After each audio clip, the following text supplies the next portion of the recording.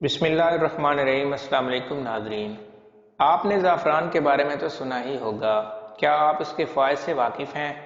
अगर आपको उसके फ़ायदे के बारे में मालूमात नहीं है तो ये मालूमाती वीडियो आपके लिए है। हम आपको आज की इस वीडियो में ज़ाफ़रान के हैरानकुन तिब्बी फ़ायदे के मुतालिक बताएंगे जिनसे आप ना वाकिफ़ होंगे। लेकिन वीडियो शुरू करने से पहले अगर आपने हमारे चैनल को सब्सक्राइब नहीं किया तो प्लीज़ हमारे चैनल को सब्सक्राइब करें, वीडियो को लाइक करें, शेयर करें। चलिए वीडियो शुरू करते हैं। ज़ाफ़रान केसर को अंग्रेज़ी में साफ़रून भी कहते हैं। ज़ाफ़रान में vitamin A, vitamin C, potassium, magnesium, phosphorus, selenium और जिंक पाया जाता है। ज़ाफ़रान के पौधे वादी कश्मीर में लगाए जाते हैं। उस पर नहायत खूबसूरत फूल उगते हैं जिनको तोड़कर ज़ाफ़रान हासिल किया जाता है। ज़्यादातर लोग इसको कारोबार के लिए इस्तेमाल करते हैं। इसका पौधा 45 सेंटीमीटर होता है और ये प्याज से मिलता जुलता है।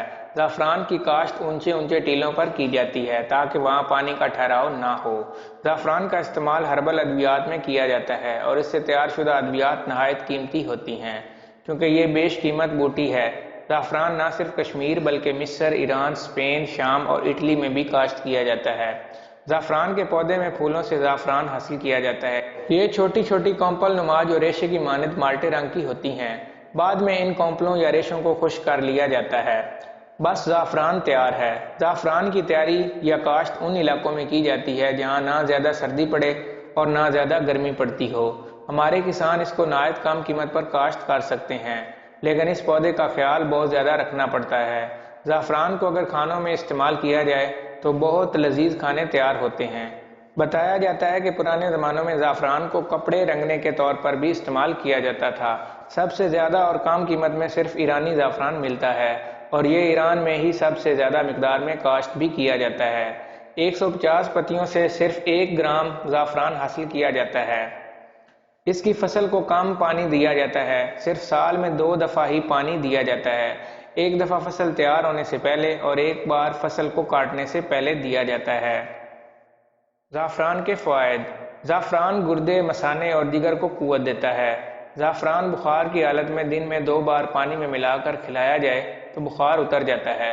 ज़ाफ़रान गुर्दे के दर्द में आराम पहुंचाता है।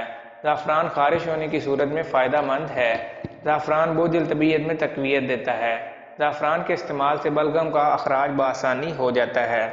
ज़ाफ़रान का इस्तेमाल अगर आंखों में किया जाए तो सुर्खी और दर्द से निजात मिल जाती है। ज़ाफ़रान औरतों में अगर हैज़ रुक रुक कर आते हों तो देना मुफीद है।